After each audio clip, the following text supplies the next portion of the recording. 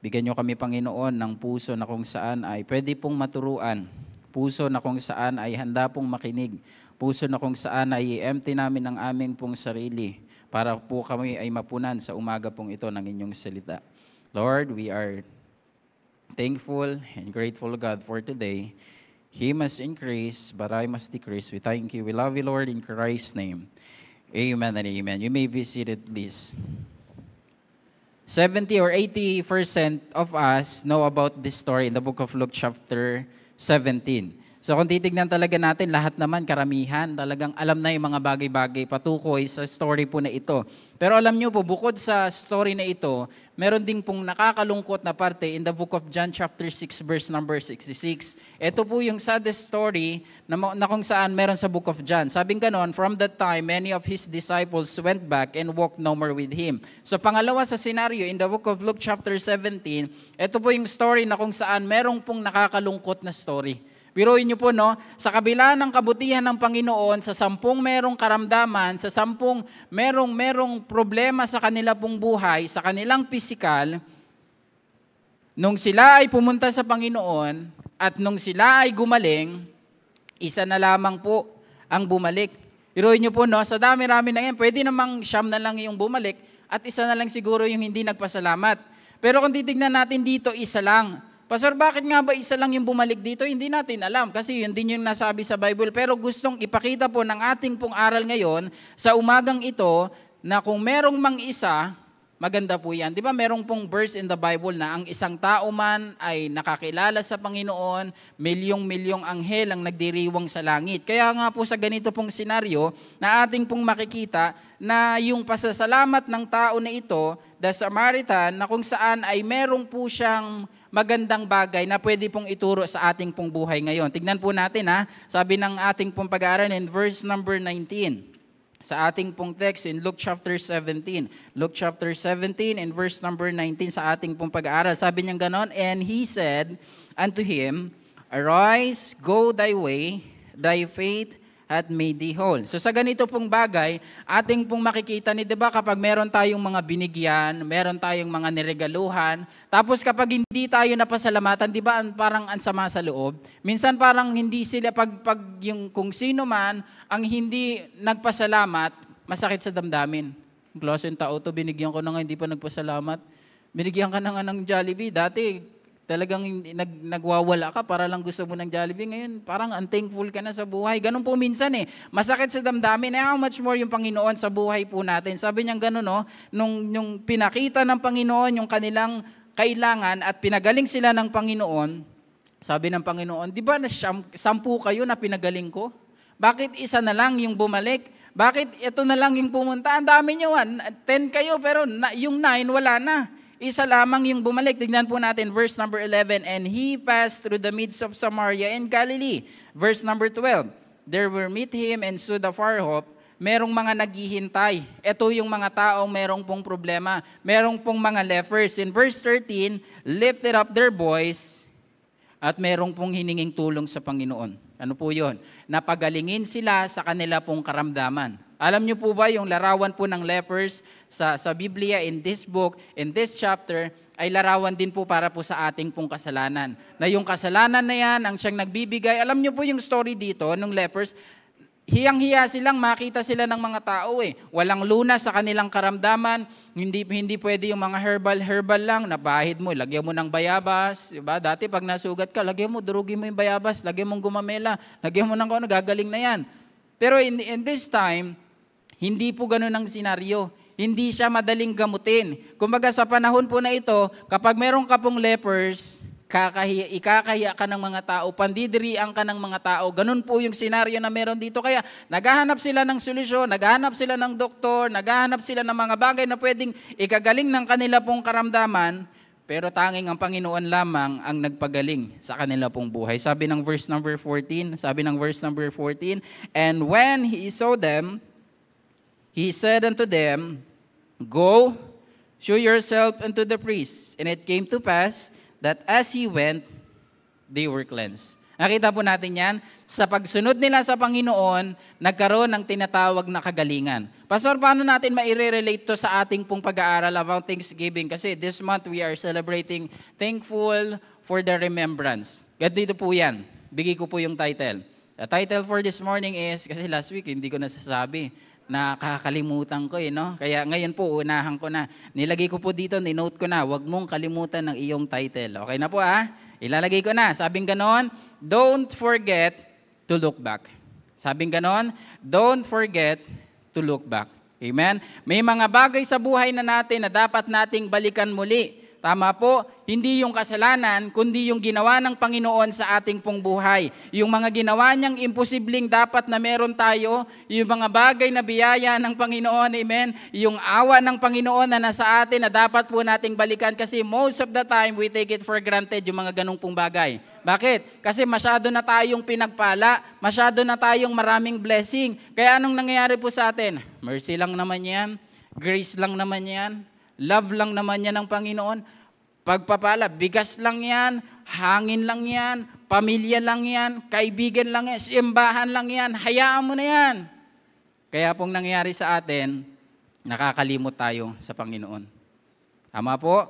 Ito po yung reminder sa atin. Don't forget to look back. Yan po ang ating pong aral sa umagang pong ito. Ano pong pinaka-climax nito? Verse number 15. Sabing ganon, and one of them, when he saw that he was healed, turned back with a loud voice, glorify God. Amen? Nung nakita niya yung kanyang sarili, sabi ko, ayos to!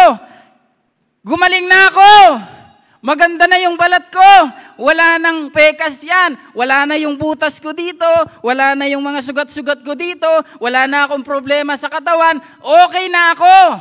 Maganda na yung balat ko. Hindi ko na kailangan pumunta kay Vicky Bello. Hindi ko na kailangan pang gumastos ng mga pang skincare para lang gumanda yung balat ko. Maayos na ako. Yun yung sinasabi ng verse number 15. Natutuwa siya, nagagalak siya, masaya siya na nakita niya yung kanyang sarili nang merong pong kagalingan. Amen? Alam niyo po, sa mga taong nakakilala sa Panginoon, dapat ang maging karakter natin, maging masaya.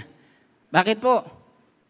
Kasi tayo yung naligtas Tayo yung binigyan ng pagpapala. Supposedly, dapat tayo ipako sa krus, dapat tayo pahirapan sa impyerno, dapat tayo magdusa sa ating kasalanan. And yet, yung Panginoon mabuti sa atin. Ano sinabi ng Bible? John 3:16, for God so loved the world that He gave His only begotten Son, that whosoever believeth in Him should not perish, but have everlasting life. So meaning to say, sa ating pong pag-aaral, kung babalikan natin yung mga bagay sa ating pong buhay na hindi naman natin deserve, na hindi naman dapat sa ating pong buhay na meron tayo ngayon, talagang wala tayong mararating sa buhay. Amen?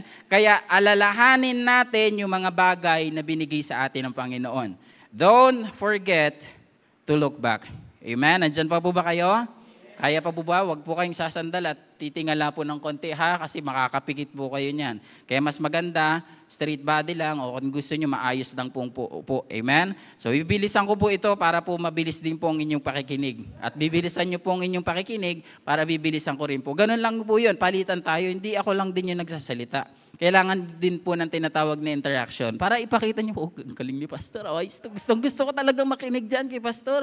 Ayos na ayos yan. Ang iksi mag-preach yan, hindi maabot ng alas 12. Di ba? Hindi tumutunog yung tiyan ko. Sabi ng tiyan ko, doks. Kanin. Di ba? Sana hindi ganun Sana makinig muna tayo ng mabuti. Amen? Kasi tayo po ay napuyat sa ganito pong mensahe. Kaya sana po tulungan niyo po ako. Now, para sa ating pag-aaral, don't forget to look back. What are the things that we need to look back? Number 1, ating po makikita in verse number 16. Let's look on verse 16. And fell down at his feet, giving him thanks, for he was a Samaritan. Alam niyo pong senaryo dito, yung Samaritan at yung lahi ng Panginoon, hindi sila pwedeng magsama. Hindi sila pwedeng mag-usap, hindi sila pwedeng magpansinan kasi nga po in those days, Hindi pwede kapag tribo mo lang, pag dito ang mga Samarian, dito lang kayo. Pag dito ang mga Israelites, dito lang kayo. Pag dito ang mga grupo ng mga Moabites, lahat yan, hindi pwedeng magsama-sama. Kailangan grupo mo lang, grupo mo lang, grupo mo lang. Hindi pwedeng magsama-sama. Pero at this time, ang kagandahan po, pinansin ng Panginoon itong Samaritano na ito, na kailangan ng tulong. Ano sabi ng verse number 16? And fell down on his face at his feet, giving him thanks, and he was a Samaritan. One of the best things that we could see in this verse is humbleness. Amen? Number one, his humbleness towards God. Amen? His humbleness towards God. Why? Kasi sabi ng verse number 16 is this, and fell down on his face at his feet, giving him thanks. Amen? Ito po yung kailangan natin, humbleness. Kasi nga po, dahilan sa mga maraming bagay, iniisip natin we are great. Iniisip natin na tayo ay mataas ng tao. Iniisip natin kasi ginagawa ko naman yung mga bagay na ito. No, hindi dahil magaling tayong mag-preach, hindi dahil magaling tayong umawit, hindi dahil magaling tayong maglinis, hindi dahil magaling tayong magturo ng Sunday school, hindi dahil magaling tayong mag-English, hindi dahil sa mga bagay na ginagawa natin, bagkus isipin natin how God great He is sa ating pong buhay. Amen po ba? What we need to do? Humbleness. Amen? And fell down on his face at his feet. Meron pa bang gustong magpakumbaba sa generation na ito? Meron pa bang gustong sabihin, wala naman akong sinabi. Wala naman akong narating eh. Kahit na ang isang tao ay may sinabi na, pero mas magandang makita sa ating pong karakter na tayo po ay merong pong humble spirit. Amen? Kasi sa panahon ngayon, hindi na uso yung pababaan, hindi, pataasan. Diba? Kung titignan natin yung mga kapitbahay, pag bumili ng washing machine, naka LG, bumili ka doon, Panasonic, higitan mo yan. Ilan sa kanya? 7.6 kilo lang. O bili ka doon, pang 10 kilo. Dagdagan mo yan. O bumili sila ng Nissan Terra, bumili ka din ng bago, bumili ka ng Ford, bumili ka doon. Bumili sila ng bagong TV, ilan?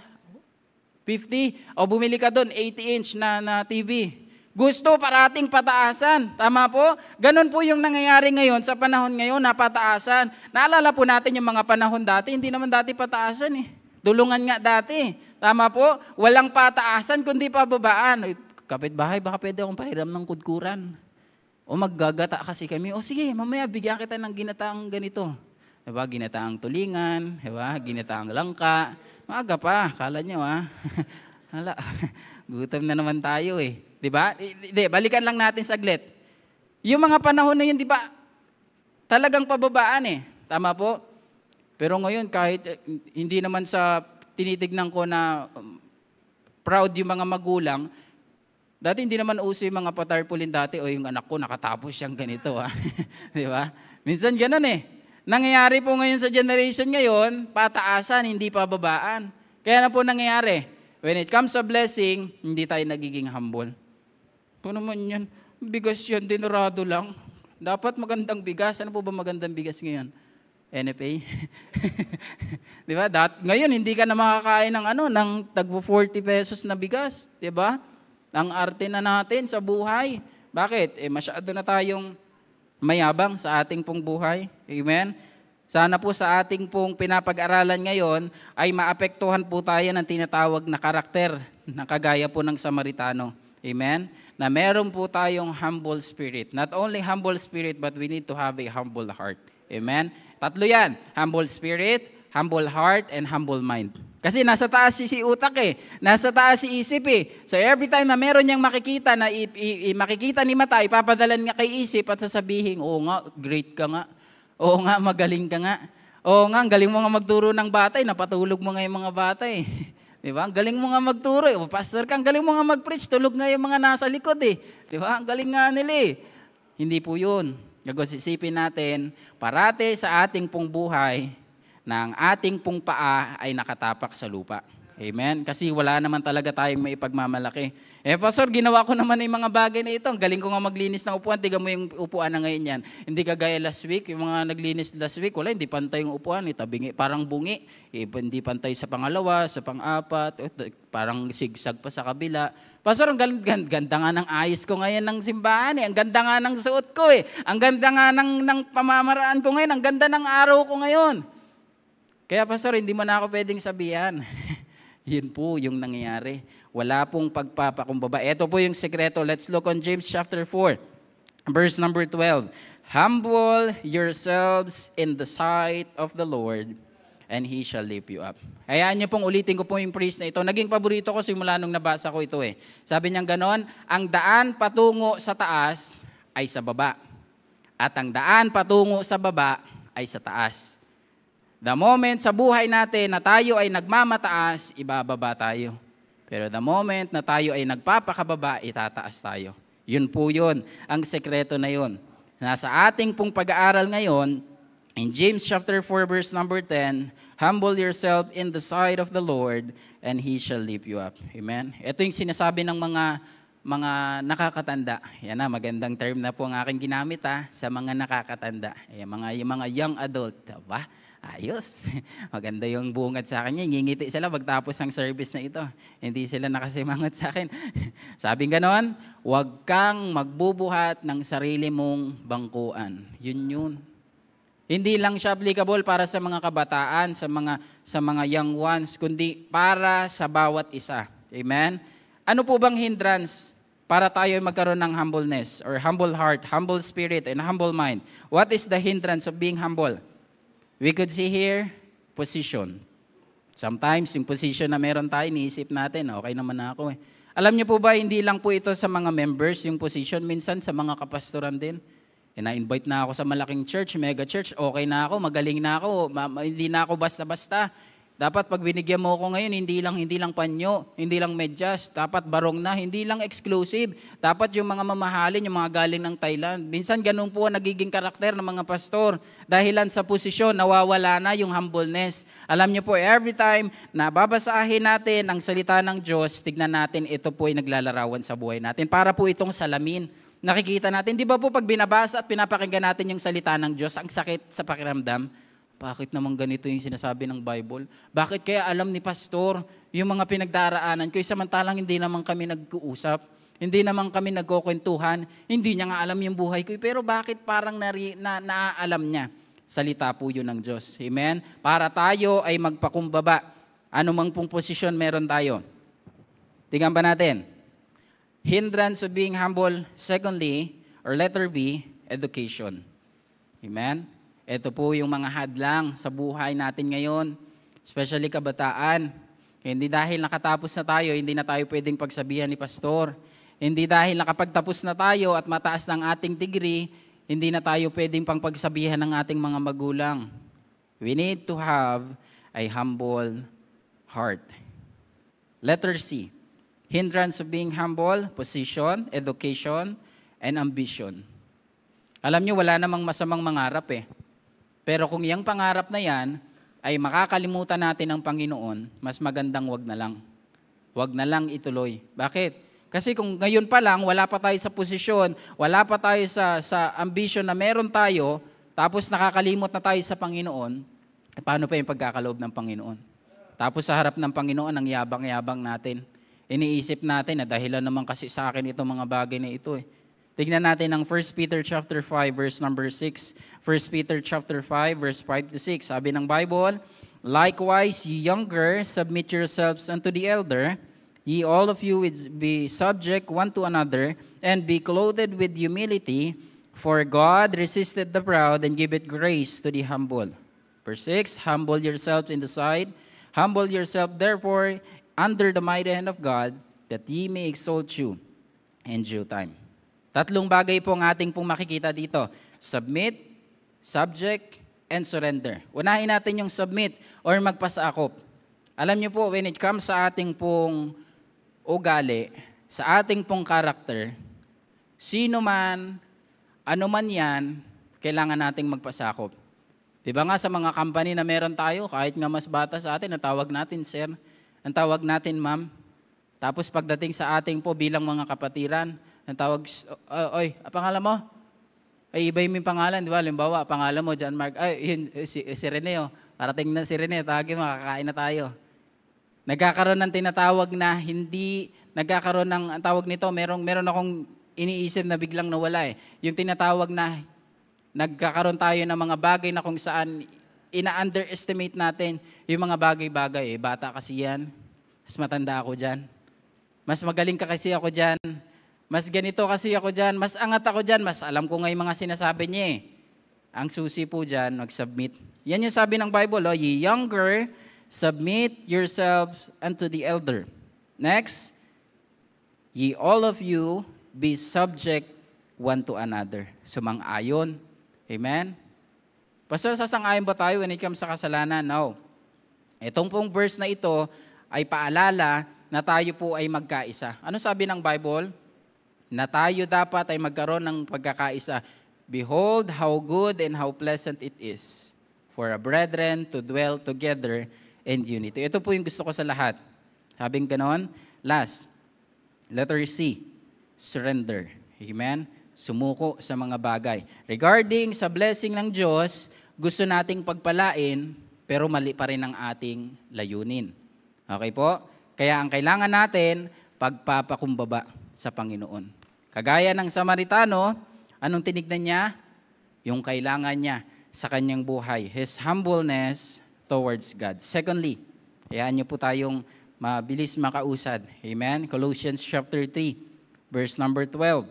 Put on therefore as an elect of God, holy and beloved, bowels of mercy, kindness, humbleness of mind, meekness, long-suffering.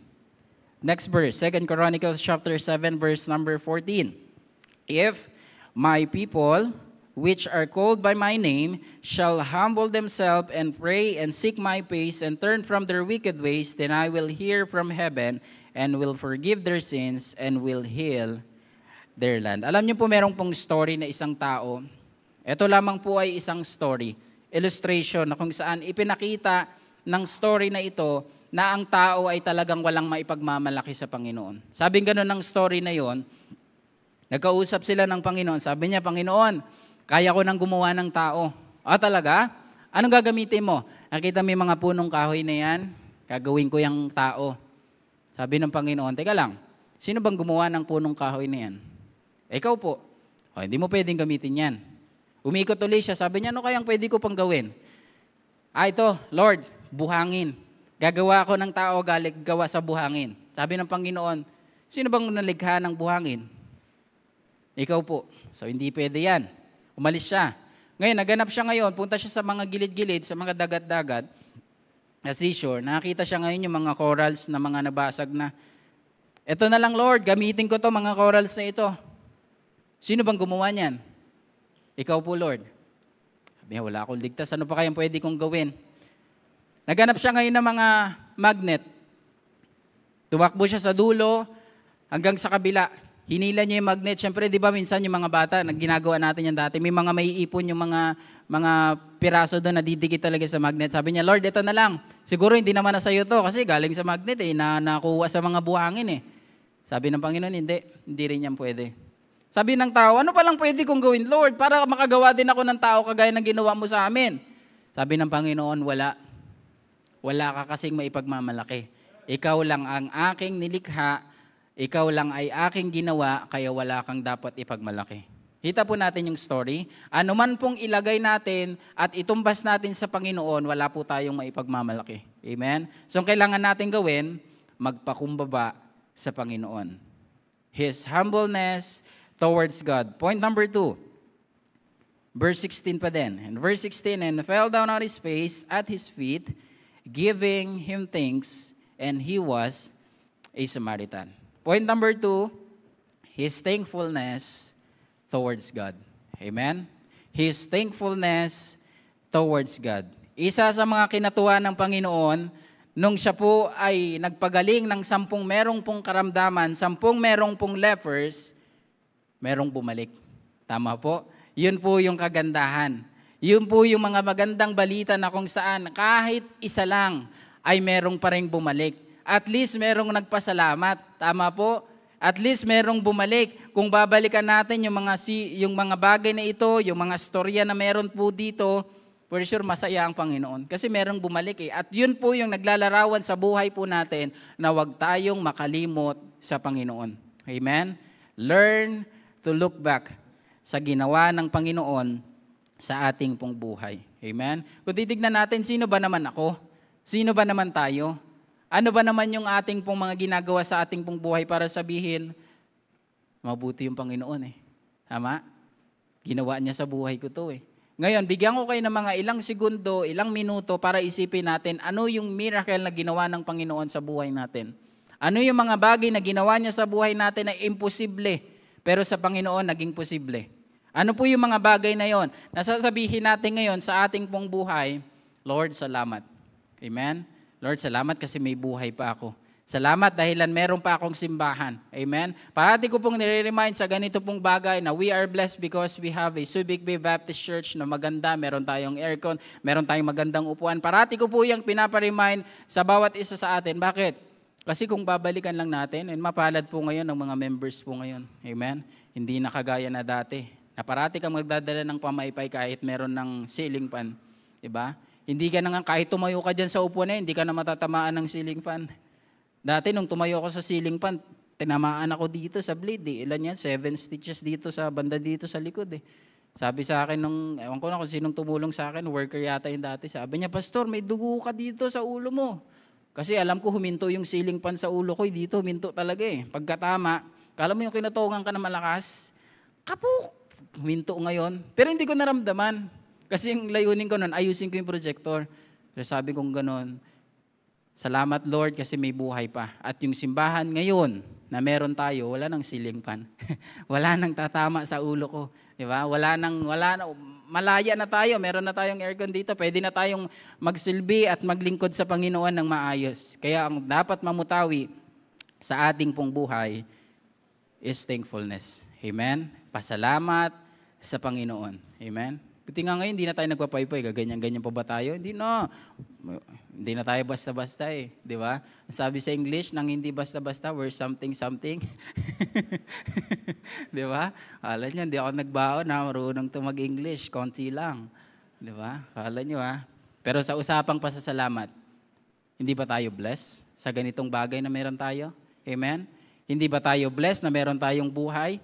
Hindi ba tayo blessed na meron tayong pamilya?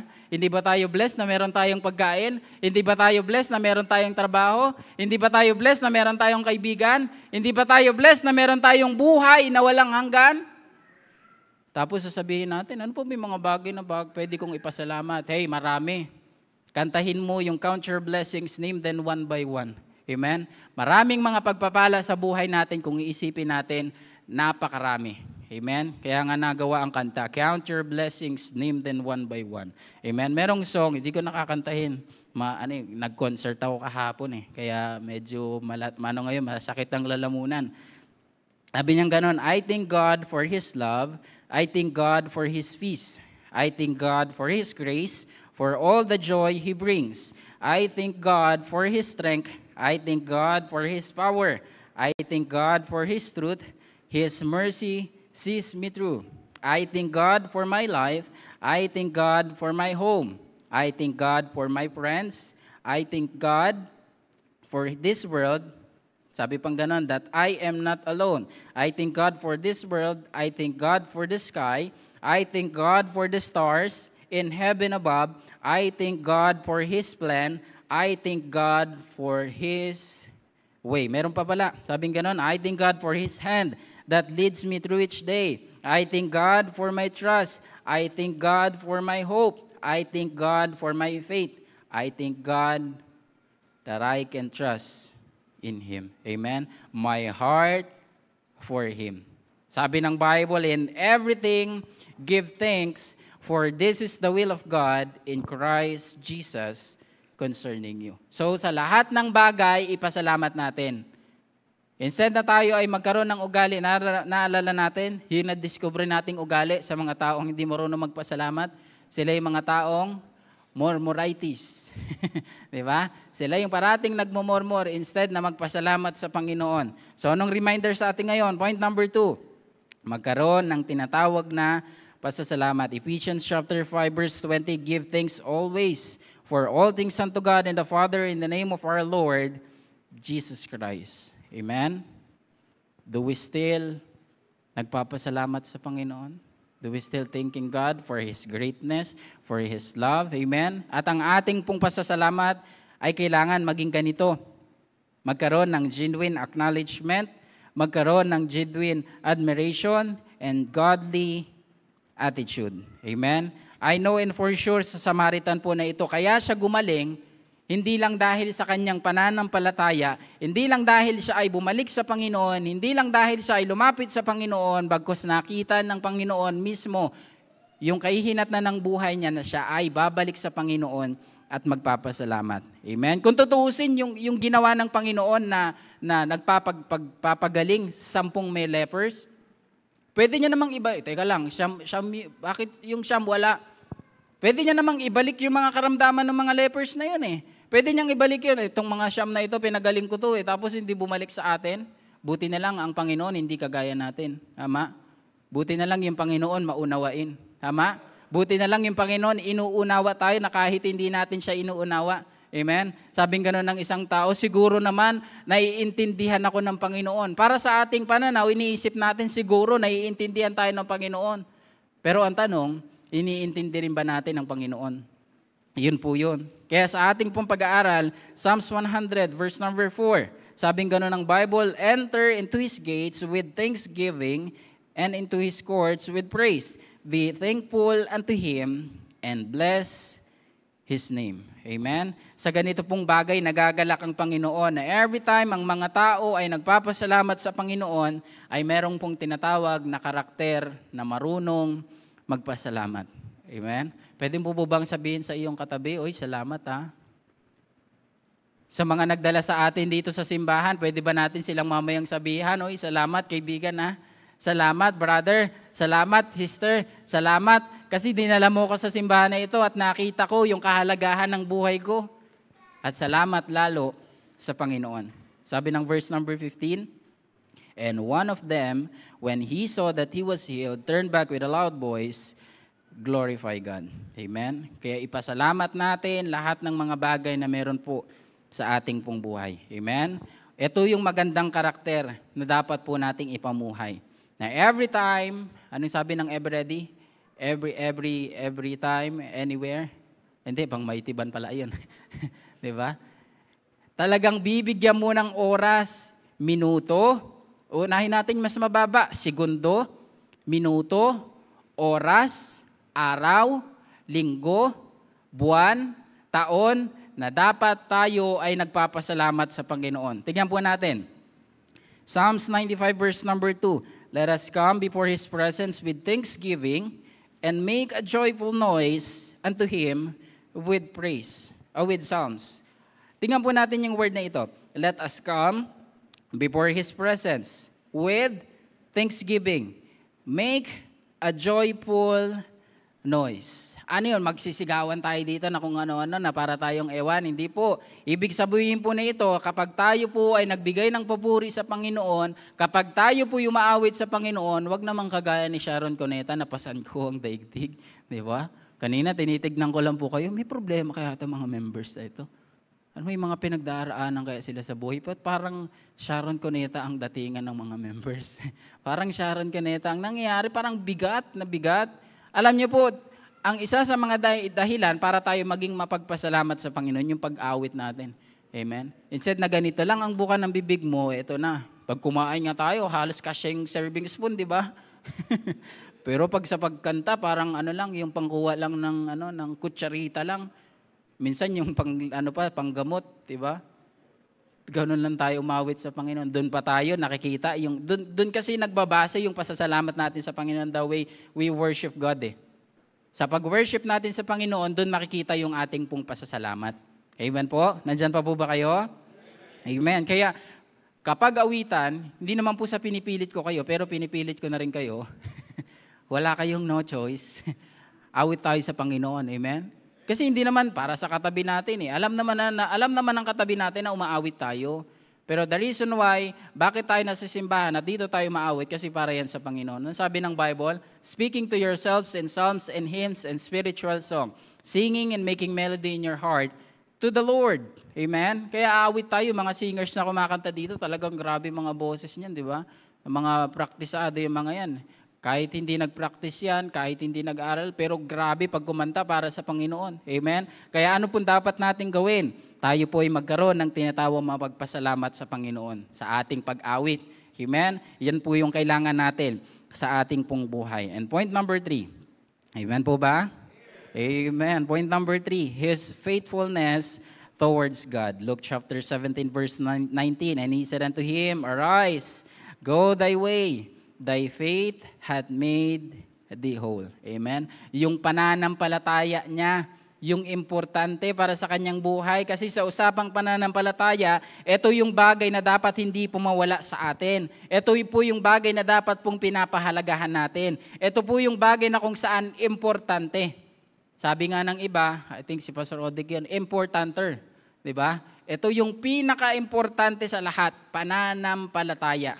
Tama po? Kasi ganito po yun, dapat ang ating pananampalataya must be, merong pong tinatawag na sincerity. Yung ating faith must have equality. Amen? Hindi basta lang pananampalataya, kundi merong pong kalidad, merong pong quality. At yung ating pong faith must be continuity. Patuloy. Amen? Nakalimot man tayo ng ilang araw, ng ilang linggo, pero may chance pa para bumalik. Amen? Magpatuloy sa mga bagay-bagay. Amen? Ang kagandahan dito in verse number 15, and one of them, when he saw that he was healed, turned back with a loud voice and glorified God. And he said unto him, Arise, go thy way, thy faith had made thee whole. Amen? Ito po yung magandang karakter na idadagnag natin sa ating pong buhay. Ang tanong, meron ba tayong faith? Meron ba tayong pananampalataya na kagaya ng tao na ito? Meron ba tayong pananampalataya na kung saan kayang umusog ng isang bundok? Pastor, literal ba yon? Hindi po. Ibig sabihin po noon, na dapat mas malaki yung ating pananampalataya kesa sa atin. Amen po ba? Nandyan pa po ba kayo? Alam niyo po yung trust and faith ay merong pong pinagkaiba. Ikaw lang ay nagtitiwala sa Panginoon, at meron ding nananampalataya sa Panginoon. Amen? Malaki pong pinagkaiba yon. Kung sasabihin ko po sa inyo na ako po isa pong milyonaryo, baka sabihin nyo, uy, baka pwede, maniniwala. Pero yung mananampalataya, ibang usapan po yun. Kailangan merong pong tinatawag na profile check. Totoo nga bang milyonaryo yan? Totoo nga bang mayaman yan? Kailangan ng masuring pag-aaral. Tama po, ganun po yung tinatawag na pananampalataya. At ang pananampalataya, let me close you sa last verse na ito, Hebrews chapter 11, verse number 1. Ito po ang dapat na meron po sa ating pong buhay. Now faith is the substance of things hoped for, the evidence of things not seen. Once again, now faith is the substance of things hoped for, and the evidence of things not seen. Yung pananampalataya na ito, na kahit hindi natin nakikita ang Panginoon, and yet we are still worshiping God, we are still loving Him. Amen? Ganyan po yung tinatawag na pananampalataya. Amen? Hindi na natin kailangan pang merong nakatayo dito, nakalagay ang kamay, o merong nakaganito, o kaya magsasawsaw pa tayo ng tubig. Hindi na natin kailangan gawin yun kasi merong Diyos na kung saan malaki at nakikita ang ating pong ginagawa. He is the mighty God. Amen? He is the King of Kings. He is the Lord of Lords. Amen? The attributes of the Lord Jesus Christ, sabi niya ganon, He is all-powerful, He is present everywhere, and He knows everything. Sabi niya ganon, now faith is the substance of things hoped for, the evidence of things not seen. Conclusion, kaya ba nating bumalik sa Panginoon? Kaya ba nating gayahin itong Samaritano na ito na kung saan lumingon patalikod sa Panginoon at alalahanin ang kabutihan ng Panginoon? Naalala pa ba natin yung kabutihan ng Panginoon sa ating buhay? Naalala ba natin yung grasya na binigay sa atin ng Panginoon? Naalala niya na dapat sa umagang ito hindi na tayo buhay kasi marami tayong nagawang kasalanan kahapon? Naalala ba natin yung kabutihan na meron sa ating pong buhay? Remember our Creator. Humbleness, thankfulness, faithfulness. Don't forget God sa ating pong buhay. Amen? Iyan po ang aral sa umagang ito. Alalahanin natin ang Panginoon sa pamamagitan ng humbleness, thankfulness, and faithfulness. Meron ka bang karakter na ganyan? Kung wala, dagdagan natin. Isabuhay natin ang aral ngayon sa umagang ito. Dagdagan natin ang mapagkumbabang loob. Yung puso na matigas, yung puso na mayabang, palitan ng mapagkumbabang loob. Yung tao, yung karakter na taong hindi marunong magpasalamat, yung tao na unthankful sa Panginoon, pagkos palitan natin yan ng thankfulness para sa Panginoon. A thankful heart. And lastly, merong pong tinatawag na katapatan sa Panginoon. Amen? Magpatuloy po tayo. Amen? Kasi kailan pa ba tayo magiging seryoso sa Panginoon? Pag may karamdaman na tayo? Pag may mga hindi na tayo maigalaw sa ating katawan? Pag inihila na natin yung ating paa, sabihin ko, magsisimba naman ako, magpapasundo na lang ako kay Melvin. Pwede pa naman eh. Gusto pa natin, ganun po yung mangyari sa atin? Okay, nakaganito na yung kamay natin. Gusto pa ba nating hintayin yon habang maayos pa tayo, habang maganda pa yung kalusugan natin, habang malakas pa tayo, habang may buhay pa tayo, mas maganda na maging tapat tayo sa Panginoon. Amen po? Pero mahirap maging tapat kung wala din tayong relasyon sa Panginoon. Ang pinakapunot dulo po niyan, relasyon sa Panginoon. Amen? Kung ang ating relationship sa Panginoon ay maayos, madali na lang gawin yung tatlo na ito. Amen? Kaya anong dapat natin gawin? Lumapit tayo sa Panginoon. Tayo po ay manalangin, tayo po ay yumuko. Let us pray. Our gracious, loving Heavenly Father, Lord, thank you po sa inyo pong salita. Simpleng aral, simpleng storya, pero Lord, malaking epekto sa aming pong buhay. Alam namin, Panginoon, na sa sitwasyon na meron po kami, marami kaming mga iniisip, Panginoon. Marami kaming mga bagay na ginagawa na nakakalimutan ka namin. Kaya sa umagang ito, Panginoon, salamat, Lord, sa inyong salita that we need to have a humble heart. We need to have a humbleness. We need to have a thankfulness. And we need to have a faithfulness towards you. Nawa sa bawat isa, Panginoon, ngayon dito, kami po ay huwag balutan ng hiya. Huwag pagbalutan ng kayabangan. Dagos kami po ay lalapit, Panginoon, sa inyo, makikipag-usap, makikipag-ayuno. Ang kailangan namin, walang iba kung hindi ikaw.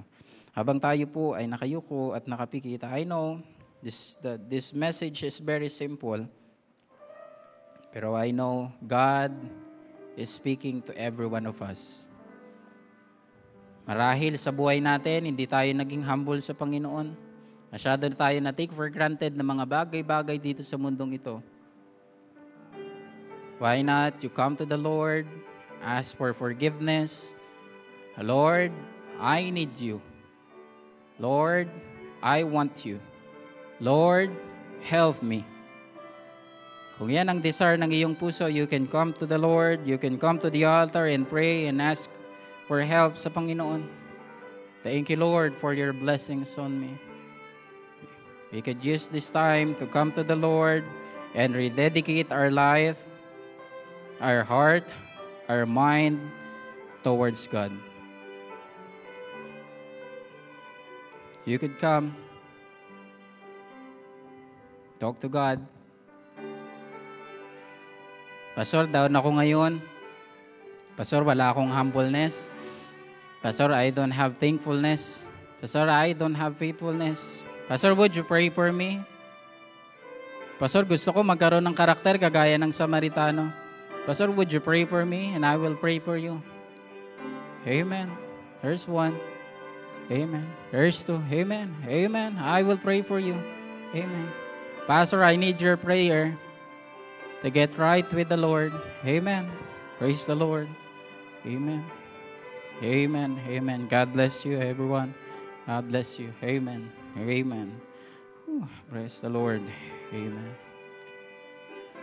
Sir Francis, would you come up here po to lead us in our closing song? And let's thank the Lord for His goodness